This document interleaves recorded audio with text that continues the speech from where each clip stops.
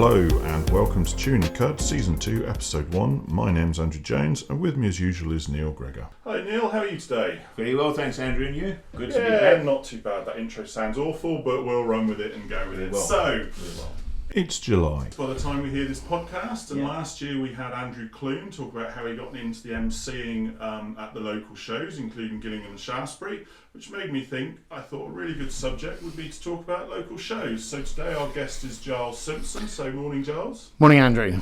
Giles is Agronomy Team Manager at Pearce Seeds, but as well as that, he is Chairman for the Gillingham Shaftesbury Show.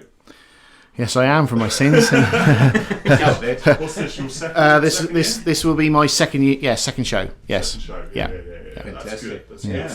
So we thought it would be worthwhile. We all see a show on the day or the 2 days, but talk a little bit about what goes behind the scenes. I mean, let's be honest, what's the BBC? I forgot what the programme's called, but I know you had one at Gillingham Shaftesbury Show last. The Countryside Showdown, is it? That's right. So you see the farmers, what they put into putting it together. But we'll talk about what goes into the show that we don't see. But first of all, Giles, let's talk about you. So, as usual, what's your background? Where did you come from? And how did you get to where you are today? Right, so Dorset born and bred, born in Sherborne. Father was farm manager on estate at Sherborne. I then grew up on the farm, interested in the farming all the way through, went to college, went to Sparshall, came back and worked on a large estate where father was then manager down at Dorchester. Then I got, I'd say, headhunted and went to manage a large dairy estate in West Dorset and was down there for 8 years. Been heavily involved with young farmers all my life. Was county chairman and South West area chairman, and I've also had the privilege of being county president. Okay. So left West Dorset, went to Australia for a few months. Let my hair down. Not that I've got much hair for those that know me. And Ken Tuffin, who owns Pearce Seeds, got hold of my sister in New Zealand because my sister lived in New Zealand and said, "Where's your brother?" And she said, "Well, he's due here any day." Right. And she said, "When he comes, get him to give me a ring. I've got a job for him to come back to Dorset." So I came. Were you a customer of theirs? I was. I've been a customer. Dad, I've been a customer of Mike Pearce for 40 odd years, and the farm I was managing was a customer of Pearce Seeds as well. So Ken knew me through Young Farmers, and Mike Pearce, bless him, would have known me since I was knee-high to a grasshopper, and I used to follow him and Dad around when they were doing the agronomy walks. I came back in 2001. And started for Pearce Seeds, and 22 years later still there, and now the Agronomy Team Manager for them. So, that must keep you busy. And then now you're Chairman of Gillingham Shaftesbury Show. How did that come about? I guess being a member and worked your way up? Well, that was a chap by the name of Mike Simpson, who's no relation, but Mike was, when I came back from Australia, Ken had just bought Mike's business, Vale Crops. Mike was based at Henstridge. Mike was heavily involved with the show and the society, was a chairman, and he ended up being president as well. But when they bought the showground, he spent days and days out there digging ditches, and so he was heavily involved. And he came to me one day, so I shadowed him on the agronomy side for a couple of years, and he said to me one day, "I've got a job for you on show day." And I said, "Oh right, okay, what's that?" And he said, "I need you to park all the cattle vehicles, livestock vehicles." He said, "I need somebody that's going to stand there and put them, because we're tight. We're really tight for space for livestock vehicles." So I got lumbered with being there at 5 o'clock in the morning, parking livestock vehicles, and then spending all day on the show stand. So, and just things developed. And then 5 years ago now, Richard Curtis, who was the then chairman, came to me and said, "Look, I'm looking for advice. Would you do it?" And I thought, oh God, I do a lot of things. I'm going to have to. But you stick your head above the pool, but you got to do it, haven't you? So and I relish the challenges. I enjoy it. So I got rid of all my other committees that I was doing and to devote time just to one, and it does take up a lot of time. So so I've done last year's show, and then we got this one to look forward to. So. How long do you intend to stay as chairman? Well, there's no set time. Right. Most of the previous chairmans have done 4 or 5 years. Richard actually did 6 because we obviously had COVID, so he missed a year, and he wanted to go out on the year that Sam Braddock retired. So he did an extra year. He was show secretary for a long Sam time. had been show secretary for 25 or 27 years. Yeah. So so I mean, there's no set time. I mean, I will review it after next year's show. So after 2024, I would have done 3 years, and I'll review it then as to see how it is. We've had, in my reign, as it were, or chairmanship, we've had quite a lot of changes. So it has been quite a lot of time. Alan's your vice. Yeah, Alan Miller, a local farmer from Gillingham, is my vice chairman. So, and again, him and his family have been involved with the society for years. That's always the problem with changes. You have to see them through first, don't you? Yeah. Once you've done that, and somebody can take over your work and put a new angle on it. That's grand. Definitely. Yeah, definitely. You can't do it then run. No, you can't just start up something and go somewhere else. And some other shows do 2 years, and 2 years is fine. But part of you doesn't give you the really. But 5 years is probably too long. I think 5 years would be too long because you're stopping other people that then could come back, come into it with new ideas, So I've said to Alan that I'll review it after next year's show. So I would have done 3 years, and we'll think about if it's settled and changed. We've had a lot of changes, and I think we need to see those through. And once it's all settled down and stuff, then I maybe we'll hand to Alan, and then I can concentrate on my young family and farm and everything else. Family and a farm of your own, as well as doing everything else. How do you have time for it?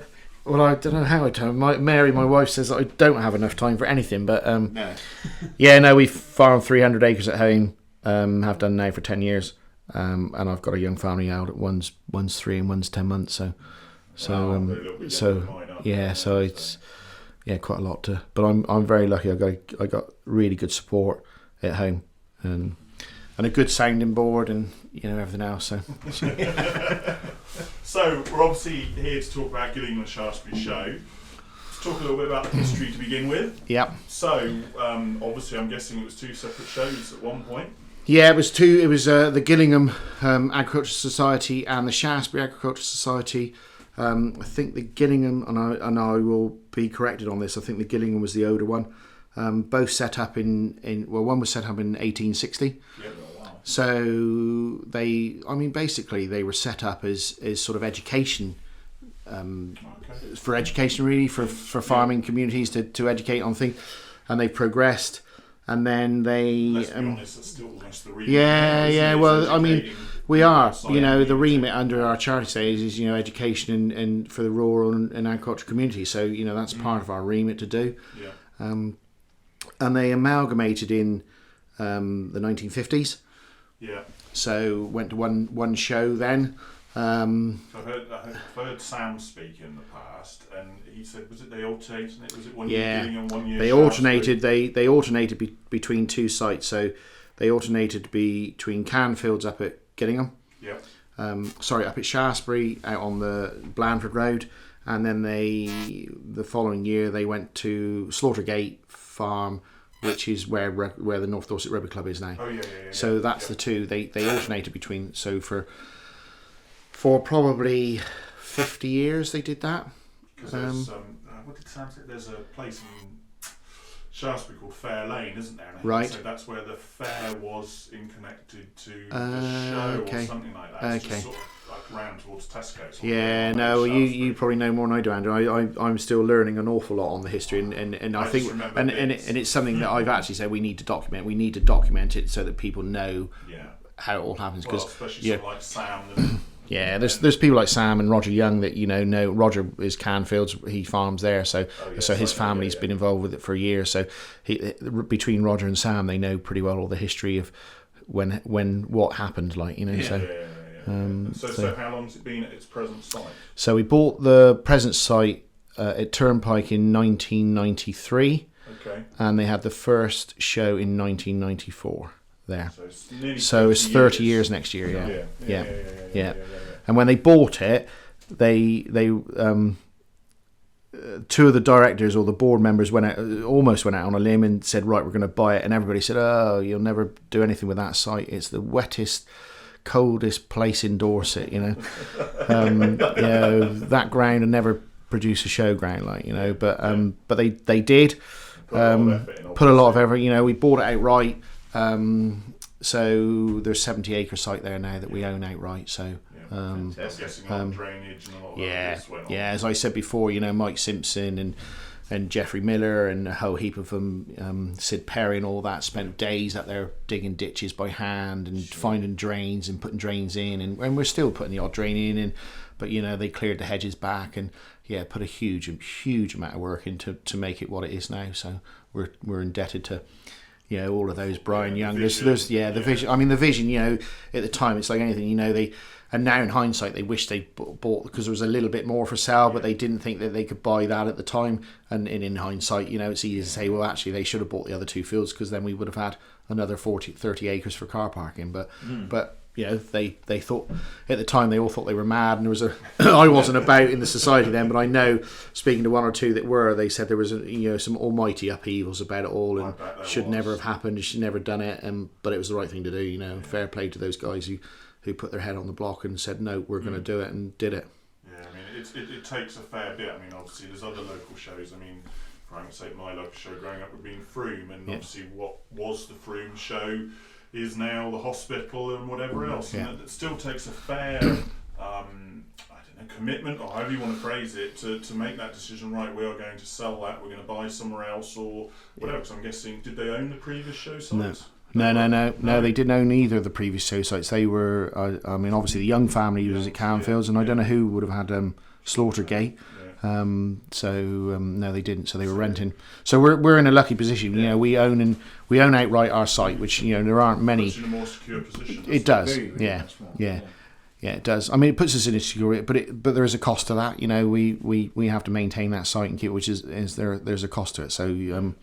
But it does put us in a secure position. But then that's obviously, but it allows you, like I say, the cost. But I mean, every time I usually drive past, there's always something going on at the weekends, whether it's the country show or it's a dog show or it's a horse show. Yeah. The point is, you've still got the facilities that others then, I'm sure, are paying a rent to use. And that all helps. Yeah, totally. We're trying to use it more to make it pay for itself. Yeah. And we all know costs have gone up of everything. So the more events we can have there and a bit of more rent coming back in, then the better for us. So you've got a full-time job just to get people to come there and send in them and get in the right people. Yeah, well, that's down to the team in the office, really. So it's not that's not me. That's the team in the office for sure. But so obviously we're here. We've spoken a little bit about the history, but obviously the reason we were here is to talk about what goes on day to day, because Neil and I walk up, go through the gate, show our members badge or our ticket or whatever, go on the stand, have a wander around,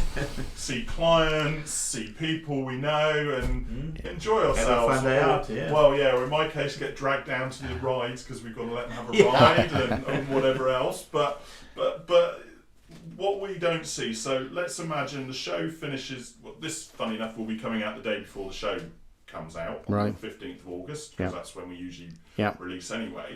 But let's say, so 16th, 17th, right, the 17th of August is dough, you're there having a beer, feet up, well, I was going to say hair down, but obviously not, saying, great, we've had a great show, what happens from there? The next 2 or 3 weeks, probably after that, is just making sure everything's tidied up after the show on the site. Yeah. But in terms of, and it's amazing that it takes a long time to get it set up. But if you went there, 24 hours after the show had finished, it's pretty well gone. I know, it just disappears. The tents go down, and they go down very quickly and are taken off to another site. So. What you do? I get with them. Usually a week, fortnight beforehand, the tents are going up. Yeah, they're going to start marking out the showground on the 28th of July, I think it is this year. Yep. So about a fortnight, 3 weeks before, they'll start marking out. Marquees go up. I think the first one will probably go up about a fortnight before the show. Yeah. And then probably by the Friday night, or certainly that weekend, they'll all be, after the show, they'll all be down. Gone, and you guys just monitor that. You don't have the tents. You don't put them up yourself. No, that's all hired in. So company that we've used for a number of years. So they'll just put up tents if somebody wants a tent, and then they'll take. So they put up the main ones, and then obviously the stands put up their own. So, but the main, the sort of members marquee and the horticulture marquee and all the other fun food and farming tents and food tents are all. Oh, you guys. They're all. I'm trying to remember. Are all put up by an outside company, and so we work around them. So we get the show out of the way. there's probably 2 or 3 weeks in the office where it's a little bit of a breather, but they have a lot of work to do then, getting the prize money out, chasing up on any invoicing that needed doing, sponsorship, so I mean, but also looking at if there was anything wrong, following up on any complaints and making sure that's all done. Then, sort of up to the end of October, we'll have the wash-up meetings.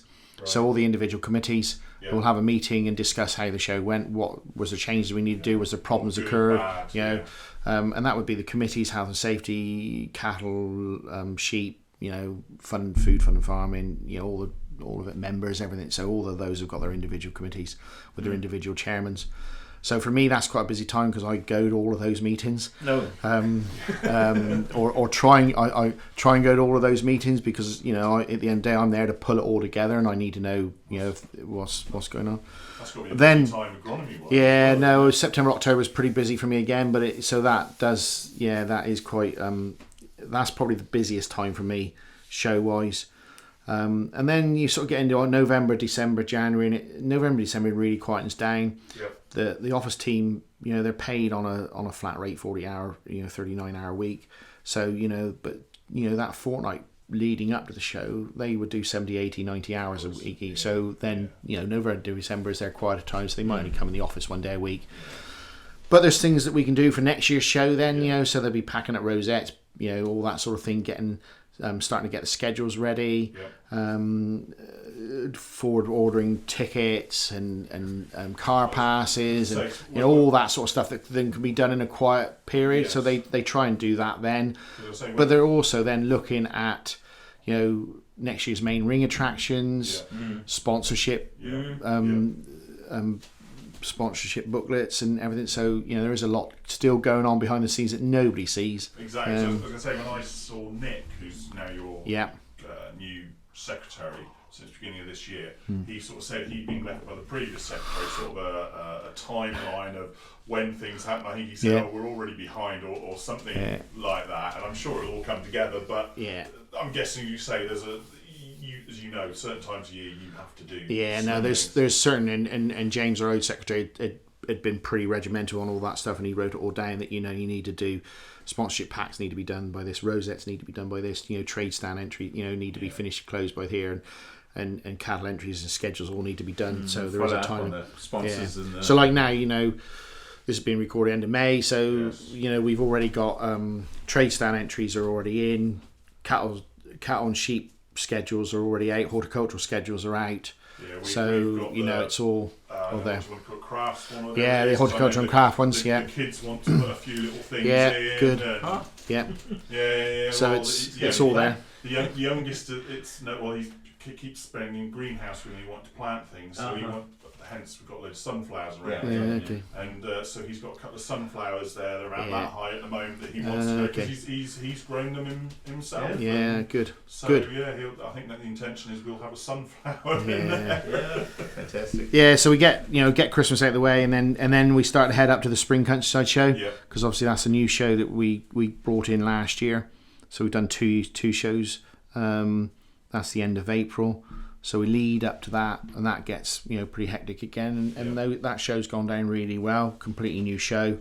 Time of the year when it's sort of crafty food. In gardening. So it's and a bit more education from the society in terms of animals and educating people where food comes from. A bit more of that. I went to the first one. I didn't go to this year. So that's gone down really well. We had about 12,000 people there last year over the 2 days. We were aiming on 10,000. We've had a probably slightly higher number this year, but not massively higher. But we're dependent on weather. It's a new show, but it's got a totally different atmosphere, much more relaxed than the main show. So, but that's going really well.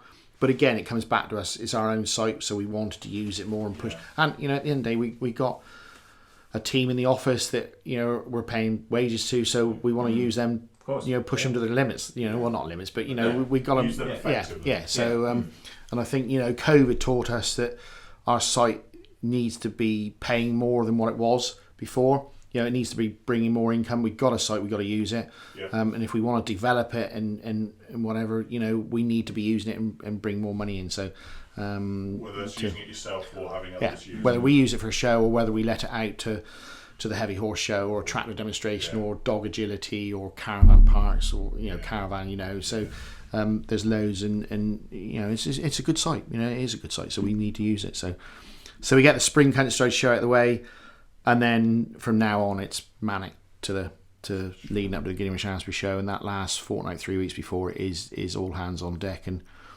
fingers crossed everything goes right, and on the 16th of August the gates open and we're all right. Well, I guess that leads to the question, because you say on the 16th of August. I mean, this year you've obviously chosen to go 2 days again. Obviously when COVID was around and it first came out, and I think you were the first ones to announce you were having a show, weren't you? Made a hell of a decision, and I think it was a cracking decision to go, right, we're limited on, was it 10,000 or whatever it was?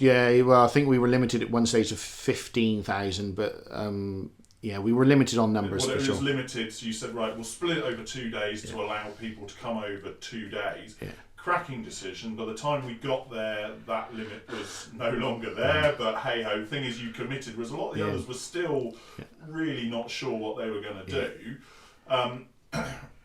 What I guess you must have learned something from those 2 days, because last year was back to a day, but obviously you made the decision this year, and I see it's already booked for next year to be 2 days. Why? What's your thinking, or what did you learn from it, or what's behind it?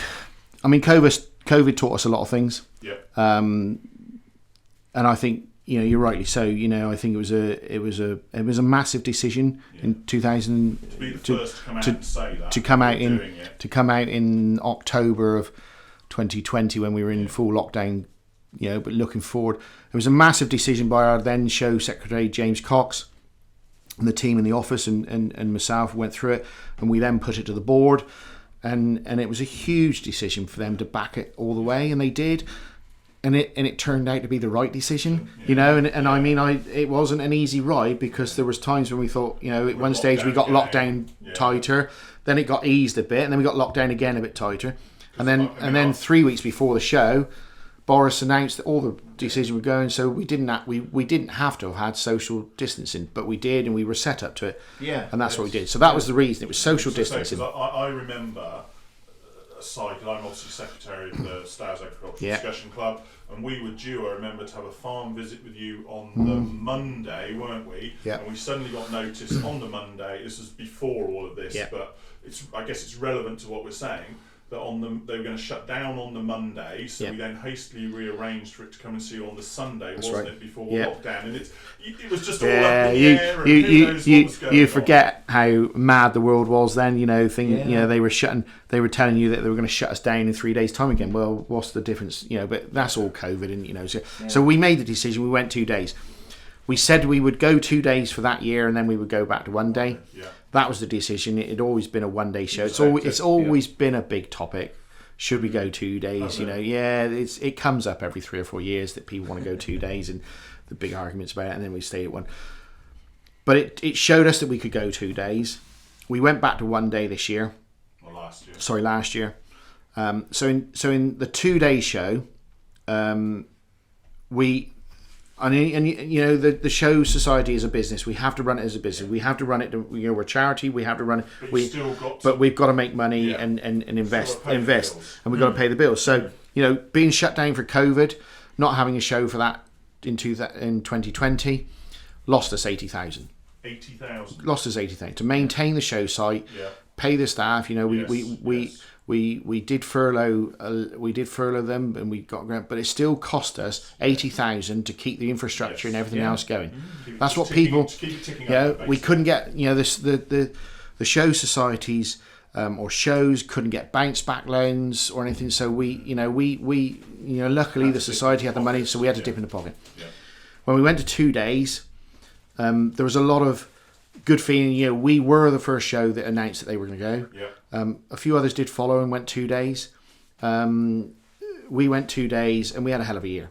We did. We had the right weather. Everybody was glad that they were out to a show. They hadn't been out. We were out, so we had record attendance over the 2 days. and we made just over 100,000 in the 2 days. Yeah. Fantastic. Right. We then went back to one day, rightly or wrongly. So 2022 we're talking. So because some other shows that went 2 days in 2021 stayed at 2 days last year. Right. We went back to a 1 day show last year. Probably had the best 1 day show in terms of attendance, weather, everything. It was a good show, we had a new show layout, which made it much better, so we could walk all the way around the main ring. So the whole thing worked brilliantly. We put the Grand Parade back in the main ring for the first time in 15 or 16 years, I think.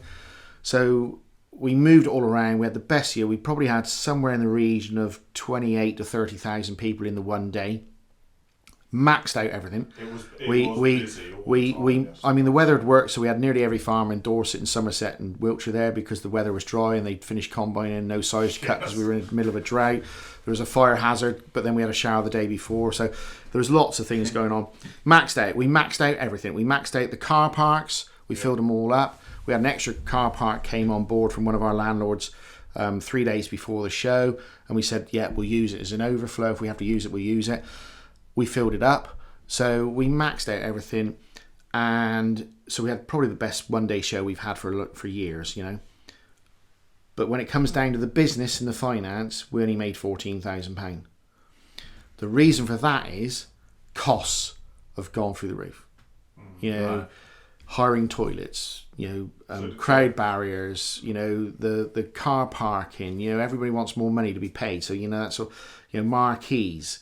Even we're rolling over a deposit that we paid in marquees in 2020 that we didn't have because we'd used that marquee company for years. He's rolled the deposit over and split it over 3 years. But we didn't put the ticket price up because we didn't feel that we could justify pushing the ticket price up. So we had a really, really good 1 day show, and we made 14,000. So less. Because the costs have gone up. I was going to say, my membership, because we've got family membership. Yeah. I didn't even look at the time I paid it, but then when I actually went to put it in the account, it's that's. Yeah, it's gone up now. Gone up, yeah. But last year it wouldn't have gone up. No, so it's gone up now.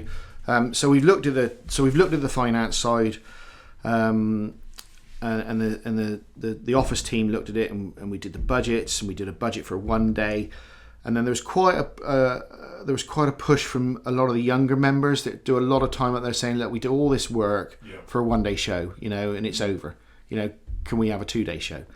Okay. So we looked at the figures for a 2 day show, and actually the costs don't increase that much for a 2 day show because the marquees are put up. The fact they're up for an extra day doesn't cost you very little extra. The only difference is, the car parking costs us a bit because we have to pay teams to do 2 days car parking. So there is a bit of cost, but not. So we did the budgets, and then we went back through the last 5 or 6 years and looked at what we did. So in 2019, we had a wet year. Yeah. We lost 45,000 in that year. Well, then we obviously didn't have a show in COVID. So we then, and because of the modern technology with online ordering of tickets, we can see where people are buying tickets from. We can see when they're buying the tickets. Yeah. So we analysed when people were buying tickets. So last year at the show, a third of the tickets were bought up to 10 days before the show. Right. A third of the tickets were bought in that 10 days before the show, and a third of the tickets were bought on show day. At the gate. You say about the shower. I remember there was a few people walking around with wellies because they were supposed to be showering. When we did the 2 day show, of course, it was all online because we had to do track and trace. So we knew, and it was pretty well the same. Where tickets were bought. So if you then say, right, 10 days before the show, the forecast is horrendous, and knock off 50% of those tickets. And if it rains on the morning of the show, you knock off another 50% of those tickets that were bought on the show day. Suddenly, we could be in a situation on a 1 day show where we lose 80,000. The society can't keep. We can afford to do it, but we can't afford to doing it. And if you only on a good year make 14,000, you need 5-6 good years to make up for one bad year. Well. Sounds like farming. Yeah. So again, the board, a bit like when they made when they bought the showground, the board sat there, and one of the board members looked up and said, "Look, in our generation as board members, we have to make this decision. Some people aren't going to like it, some are, but we have to be brave enough to make that decision." So they backed it and said, "Right, we'll go 2 days." I mean, there's a lot of us, our heads are saying, "Oh, we don't want to do 2 days." But our hearts are telling us that we don't want to do it because it's a 1 day show, and we always think it's the best 1 day show, or one of the best 1 day shows in the country. But we have to look at risk management, and if we have a wet day on a Wednesday and we lose 80,000, we've got to have a lot of good shows to make that money back up. But if we have a 2 day show and we get a shower on the Wednesday and some people don't come, the likelihood is they will probably come on the Thursday.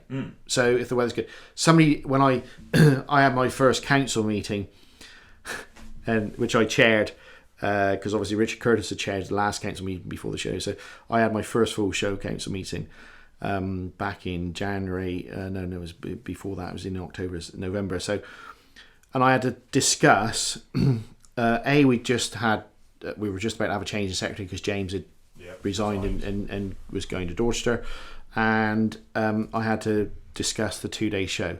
So 2 things I never thought I would be discussing, and I have to admit it was 2 hours of being the loneliest person sat at the front of a meeting with 40 society council members in front of me quizzing me on questions, and I have it, but we took a vote on it, and it was 36-4.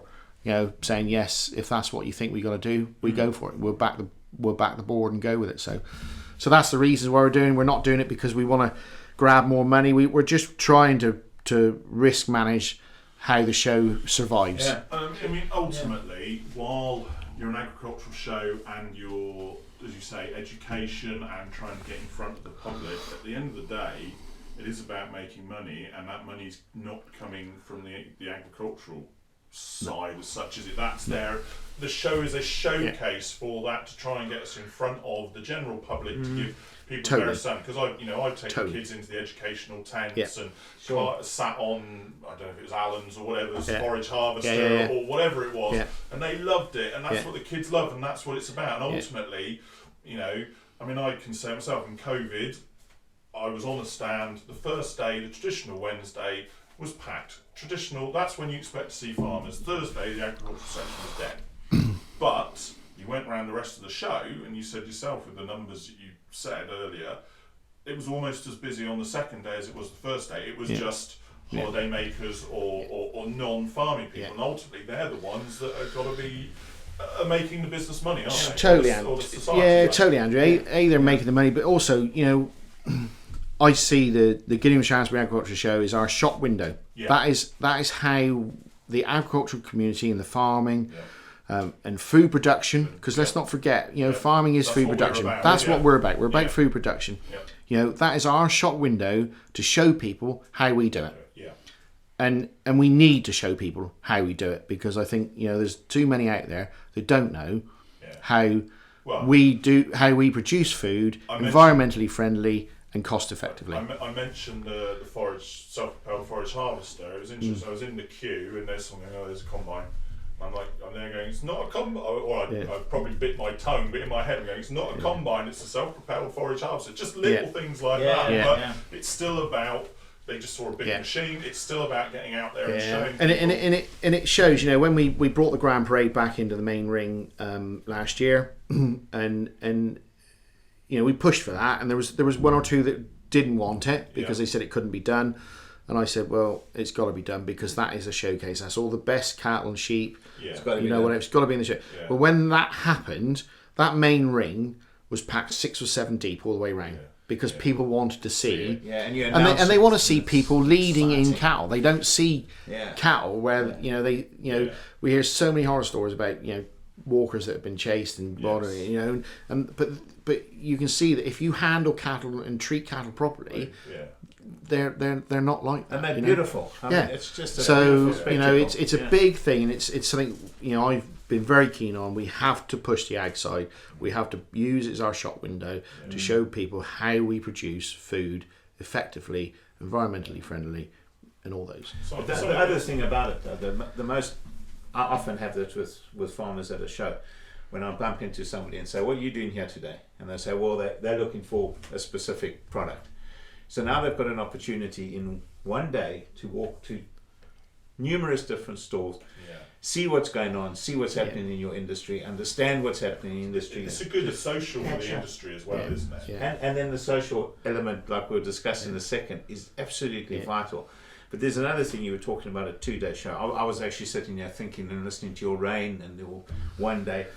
If I had a stand and I was selling something on that stand and it rained, I've also lost a real lot of money. Now I've probably got 8 hours a day. So instead of having 8 hours, I now have 16 hours. You've done me a huge favour. Yeah. If things are going well, you've done me a massive favour. If they're not going well. No, it's very true. I mean, the general trade stands that are selling clothes, shoes, whatever, love 2 days. Of course. Because again, it reduces their setup costs are negligible. Yes. And they're busy. But it gives them, and we saw that in 2021 when we had the 2 days. I mean, all of those trade stands, most of them. I mean, I can remember going to one. He was a local chap who sold hats. I think he came from Marnell, I think, and I went and saw him, and I said who I was, and he said, "That's brilliant." He said, "I've had the best day I've ever had at any show today. I know people have money in their pockets and they were back out, right?" He said, "I've had the best day, Giles. I've had the best day. Thank you very much." So that was on the Wednesday night. I went and saw him on the Thursday. And you said, oh, there was more general public in on Thursday. I went to him on the Thursday afternoon. He'd sold out because he'd had a better day than he'd had on the Wednesday. And he was absolutely thrilled. And one of them said, well, I'm meant to be going, and I forget which show it was, but he was leaving us on the Thursday night, driving up to set up on the Friday for a weekend show. And he said, I can't go because I've got no stock. Wow. I've sold it. Wow. He said, I've sold it pretty well, all the stock. I don't know what I'm going to do. So, so the general trade stands, and there was a lot of talk, people won't do trade stands, they won't do this, the ag stands won't come because of 2 days. What the ag stands? Yeah, I mean, the ag stands have generally been very good. We accept it's a bind for them having the 2 days, but it is midweek 2 days, so they're not paying overtime for you. They can rationalise, if they think, if you look at the weather. You can look and say, well, the Wednesday's going to be really good, so we'll pump the number of people on there, and we'll have less on the Thursday.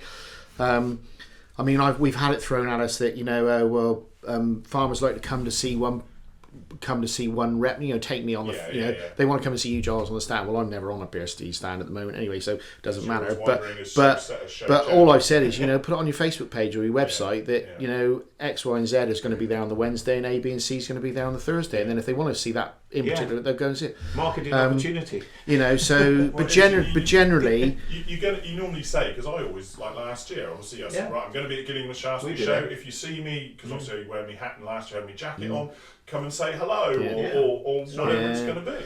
And I mean, generally, all the trade stands round the main ring, which are all agricultural. We've made that so it's all agricultural. So it's machinery and dealers and some of the land agents and that they're all around there. I mean, the Society Board Chairman Ken Tuffin and myself have spoken to all of those individually and explained why we were doing what we were doing and explained the reasons for the finances and they've all been all backed it. And I think generally at the moment, ag stands, we're actually up at the moment on year where we were last year. There's a few extra that are coming. Some of those have come in because they're 2 days. I think there's only a couple that have said they won't come for 2 days. But what they've done is they've shown their support to the society by giving their trade stand money in terms of what it costs is sponsorship. Okay. So we're not losing their money. Well, tell me if I'm wrong. I've heard that. I mean, it's noticeable myself. Like in 2021, not just at Gillingham and Shaftesbury, but others, there were trade stands that you'd normally expect to be there were not there. Yeah. Some big companies, and you're going, oh, they're not here, they're not here, they're not here. And I've heard that some of them want to come back and expect to be in their usual place, but obviously time's moved on, the place is empty, they go somewhere else. That's causing confusion. That's an interesting one because we have had a couple, there's certainly a couple I think that have come back and haven't been with us for a couple of years and they want their own spot back. Well, problem is, that don't happen. So you know, Not that moving, people don't like to move, and when you do move them, they don't like to move back. Like last year, we had some biggest changes.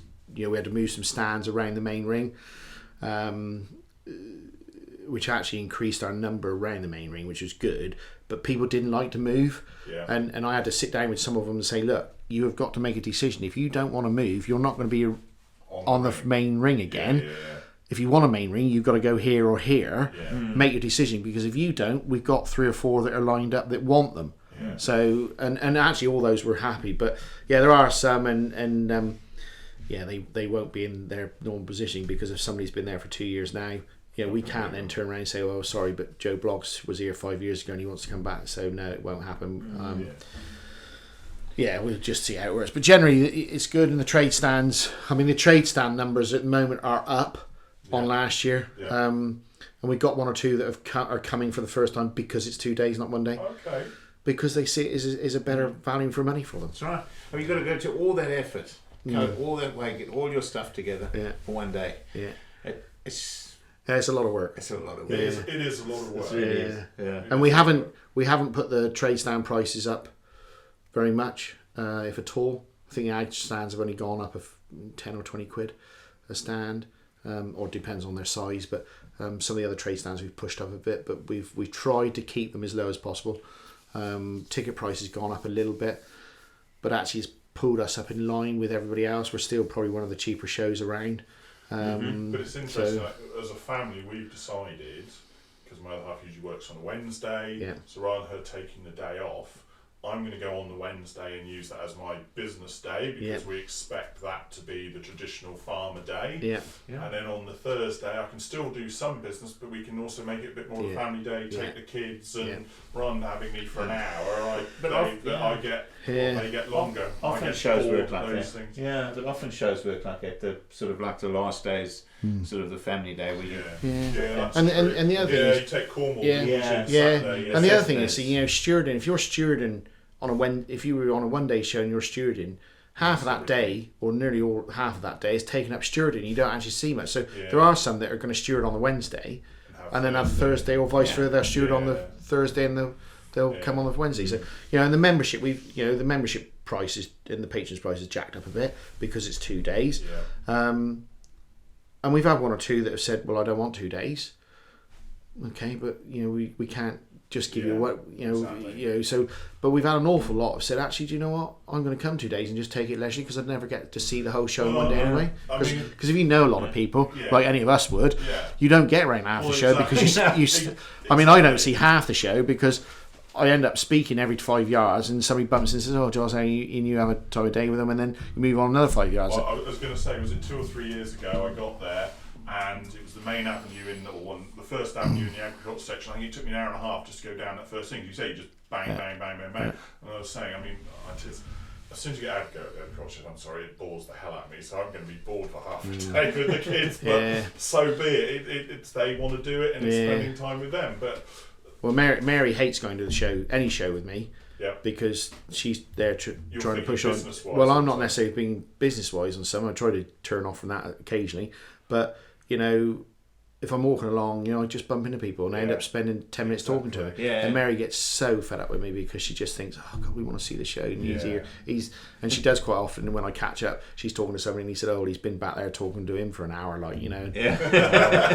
so it's So I mean, hopefully, like you say, I mean, if it wasn't for the business, we'd probably only go 1 day rather than the 2. But I mean, I'll go on my own on the Wednesday and it's perfect to do it on the Thursday. So in some ways there are definitely positives to it. But what do you reckon on a show, from a show society point of view, the biggest attraction, would it be the cattle? Cool. That is that's interesting. That actually leads into the question I was just thinking.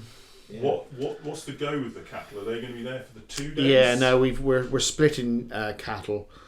Because obviously if we have them 2 days, it comes under different TV rules and stuff. So we're going to do what we did in the COVID year. We're going to do dairy 1 day and beef the next, and then the following year we'll swap them round. So I think this year we're doing we're beef on the Wednesday, dairy on the Thursday, and then next year we'll swap it around. So they'll come in, say, Tuesday night. Yeah. Till So if they, Wednesday, then they'll go. Because as long as they're not on the site for more than 24 hours, they can go back. There's I don't know the full ins and outs, but I'm pretty certain that if they're not on site, if they're on site less than 24 hours, they can go back and they're under different rules. I'm pretty certain that's right. I think the isolation period, or there's something. So that's how we're doing it. I mean, the sheep.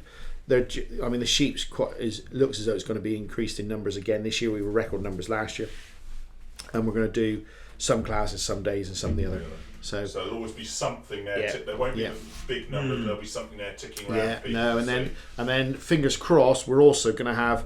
There's going to be some pigs in the Fun Food and Farming tent, because the spring show this year we had pigs up. And that went down really, really well, well. So with some piglets. So I'm pretty certain Alan Miller, my vice chairman, is in charge of the Fun Food and Farming area, and he's pretty certain he's going to have some pigs in there. So, and what else we got new? We're changing the where the sheep shearing. The sheep shearing we introduced a couple of years ago, and that's gone down really, really well. I mean, to watch everybody sat there watching the sheep being sheared, and with a commentary explaining why we're doing it and that. So that's moving, because we need a bigger site for that, and we're trying to progress that into actually having a sheep shearing competition. We've got 2 or 3 young. Our Matt Craddock, our chairman of the sheep committee, is really keen on getting that going. And we've got a couple others that are keen and have helped over the last 2 years, so they're trying to get that into a sheep shearing competition. So we can have sheep shearing demos as we have done, but also on one of the days there'll be a sheep shearing competition. I'm just thinking, I don't know what it's like for Neil, you're going to say in South Africa, but I know I went to a couple of obviously local shows when I was in Oz. I mean, there's definitely some different things there. I mean, log cutting's a big thing. Right. Yeah. I mean, you see these blokes swinging these axes, and if that missed, it would... a leg could go off here, but people do sit there and watch them, and they've got these logs and they've got the axes, and it's like, who can split it the quickest that way? Who can split? It's all local shows and things that, I don't know, say South Africa might be different again. It's actually that was actually my question, because the shows are dominated probably by horses, and there are a lot of sort of horse jumping and showing. And then cattle, and of course the horse people and the cattle people get on fantastically well. Not. But the horse. It's a big part of the show. There's no question of that, and the committee do a fantastic job, and we have the show jumping in the ring. And there's but that is a big part of the show, and that will stay. And we've also introduced the last couple of years the heavy horses, the heavy horse village, and that's gone down really, really well. And we're looking to expand on that. And I'm pretty certain we just got to clarify how we get them to the main ring, because they're a little bit away. But we're pretty hopeful that we're going to have those in the Grand Parade. So we'll have some of the heavy horses in the Grand Parade. So because they are a spectacle. They are the gentle giants, and they're just stunning to look at. And so we're trying to increase that bit as well. But we found, though, if you want to actually see shows going backwards, is when you start losing farm animals and the horses, and because it's all very well to have sort of like all of the stalls, and you need something to pull people. Kids, and it's half of it's for the kids. Let's be honest, like you're saying, you've got a whole area on educating for food and where it comes from, which is fantastic. But it's the animals, it's the kids. It's the kids love seeing the animals, and the people that do such incredible jobs getting their cattle ready, and the showmanship and the real love and attention to detail. Which is lovely to see. Like I say, I mentioned the BBC earlier. Yes, exactly. That people are seeing the time and effort people put into doing this. And I think if you look at if you look at other shows and the ones that have maybe slightly lost their way a bit, have lost the ag. Is the core of the core.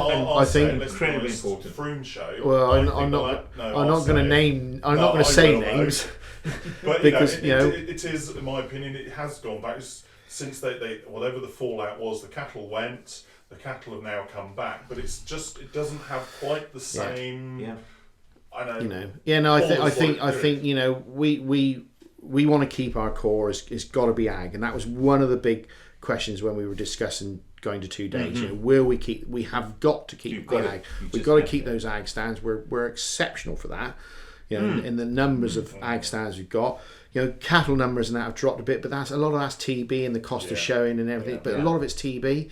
You know, and the restrictions on that. New people, you know, I know last year there's someone showing for the first time, and so as you know, so come through, they want. So we got to keep that, and you know, Nick Hill, our new show secretary, has got a lot of experience of showing cattle. You know, he was showing at the top, you know, with Limousin. So he's pretty adamant that he can, you know, we can get better cattle and more cattle. So it'll be really good to see. You know, the sheep just keep growing and growing and growing. But you know, that's because you know there's a lot of people out there that have got a paddock with their house, and they go and buy 6 sheep and dote on them, and great, and they come to the show and love it. You know, they love it. So you know, but we have to keep, and that is centre to everything that we do around the show is we have to keep that agricultural core, because if we lose that, you lose the show. We've seen it. We saw it last year with some of the shows, and we've seen it over the last 4 or 5 years with some of the bigger shows. Once they lose the ag, and not just the cattle, but the tractors and the machinery, because let's face it, you know, all kids, whether they grew up on a farm, they love seeing a big tractor. And you know, I mean, I think the big shame, and if I can get it changed, I will. Is, you know, when I grew up going to the shows, you know, we could get up and sit up in the cab, and you could dream about having one of these, you know, that's right, you could 50 horsepower tractors in those days, because it was big, without a cab. But do you know what I mean? It's and I would love, and I know health and safety gets in the way and that, but I know I would love if on each of the ag stands that have got tractors, that one of those tractors was open so that the kids could get up in it. I get that they're, you know, you don't want an ice cream dropped on the seat and stuff like that, but I really would love it. Yeah, they are. Let's be honest. And health and safety stops because they're going up 6 foot to get up in the cab. You know, but I just wonder whether. I mean, I know, like my youngest wanted to do it. As I say, we got on the self-propelled forage. I think it was. I absolutely loved it. Absolutely. And there was a queue waiting to get people in it. That's what showed us last year was when Alan's self-power was there, and people were queuing to get up and sit in it. And that's what he and I took some selfies in it. You know, whatever. He just loved it. But another thing we used to do that worked exceptionally well with the Grand Parade was to have somebody to explain. We would have like 4 or 5 different people. So if we were going to speak about Holsteins, I'd speak, and then the next guy would speak about sheep, whichever breed. And you actually have an explanation, so that when these animals are walking in, you say, right, the first breed is this, and this is what they've done, and you get an expert. Just to like say, Clooney, Clooney. Well, he does a heck of a job of it as all, but Clooney would be a particularly good one. But Andrew's very good at doing the cat, very good. And you need, you know, that comes back down to the education again, doesn't it? Exactly. You need somebody that's explaining that first animal in is a Holstein Friesian, and it's producing milk efficiently off grass or whatever, you know, 25 litres, 27 litres, you know, and the bull behind him's a Hereford bull that is that. You know, he's like that and produces all of that off grass. But it's actually just an example of that. I took the youngest, they had a visit to the local farm, so a neighbouring farm at school. Literally, you walk across a couple of fields and you were there. And a couple of them, they want parents, and the farmer went, I'll go. And a couple of other mums were there. So what are they producing? He said, they're averaging about 25 litres. And they were just like, that's a lot. And he said, well, you better ask him, point to me, he's the expert. You know, what is it? I said, well, that's not doing too bad, given that you're mainly autumn calving, you're organic, and etc. You're doing all right. But yes, you can get some cows. I mean, I know one myself peak at 77 litres twice a day. So, you know, it's a good average.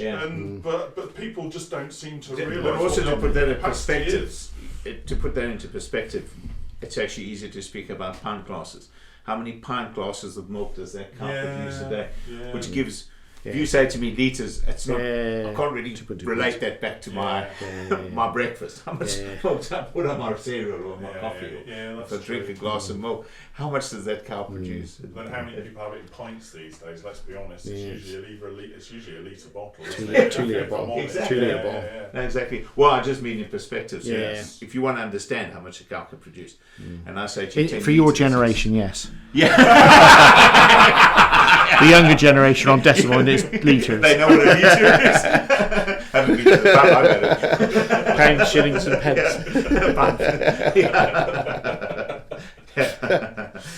Yeah, that's true. But no, it's good. That's what we got to keep, and we got to keep the core, and we will keep the core. We got a good, strong, absolutely, strong agriculture backing, and they've been, and all the trade stands have been very supportive. So, which is really pleasing. So, good. I mean, I think we've had a very interesting, very productive, conversation. As we look to wrap things up a little bit, any last words from yourself, Giles, or what? Let's just keep praying for the right weather. And if you haven't been to the show before, then please do come. There's something there for everybody. An awful lot of work goes in behind the scenes. So the bigger the crowds, the better for us, really. Well, from a personal point of view, look out for the Chewing the Cud banner. Come look for us. We're sponsoring, not sure if it's a beef or a dairy. I said to Nick I didn't mind which, but we're sponsoring, and the banner will go up, fingers round the show ring, so you'll see the logo, so fingers crossed. But anyway, any thoughts from yourself, Neil? No, I think it's vital for country living that we keep shows like this going, and appreciate the work that you guys are doing. It's absolutely fantastic. So thank you. It's not. I better just say, because it's not just me, but there. To all of you. There's a good team in the office, and there's a huge team of volunteers and helpers that not only help all the way through the year. There's some there now topping grass and mending fences and doing water pipes and getting banners and stuff ready, but there's about I think there's about 300 volunteers and stewards that help pre the show and do you know what I'm saying? And all I would say is if you've got a few hours spare and you want to come up and have a bit of a laugh with the rest of the stewards and volunteers, then come up to the showground and make yourself known, because we'd certainly find a job for you. Excellent. But no, you're right. I will pick very much on that, Giles. It is a showcase. It really is. For our industry, it's a showcase to the public, to educate, to inform, to try and show them where their food comes from. And let's be honest, half the reason why I grow vegetables out here is so the kids know where their food comes from. It's not just out of a supermarket or whatever it happens to be. You grow it, you nurture it, you develop it, you want to see the results in whatever form that may be. And the show is a good showcase. These are my best animals. These are what I'm looking for. This is my best. I don't know. But it also could be your best vegetable or your best flower in the horticulture tent. So it's there's or your best. I don't know what you like at cooking, Andrew, but it could be your best meatloaf or something in the. I was thinking of going fruitcake. Actually, there's a fruitcake section, and it was pointed out. I said I'll have a go at that. So it's not just the agro, but if anybody's good at cooking or flowers or whatever, then there's a class for them to enter as well. So and lovely eats and feeds and exactly. Yeah. Oh, it's always a good day. It's always a tiring day with the time, because let's be honest, I'm usually there from start to finish, wandering around trying to look, talk business, like you say, meet and greet sort of thing. But it's a long day, but it's always a good day. It's always a good day to catch up with people you know. Definitely. Definitely. But so on that note, I'd like to thank you, Giles, very much for your time, because it's been, as usual, very informative and a great conversation. And thank you, Neil. So on that note, I think it's goodbye from myself. And goodbye from me. And goodbye from me, and see you at the show. Exactly. Look forward to it. And we'll speak to you all soon. Right. Thank you very much. Thank you.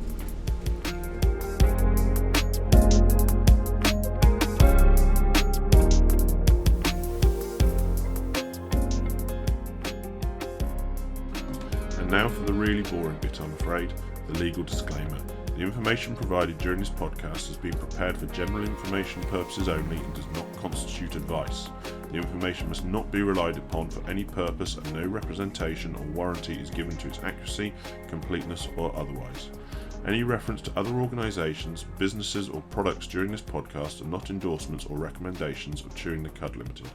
The views of Andrew Jones are personal and may not be the views of Chewing the Cud Limited, and the views of Neil Greggor are personal and may not be the views of Master Gen Limited and any affiliated companies. Thank you for listening, and goodbye.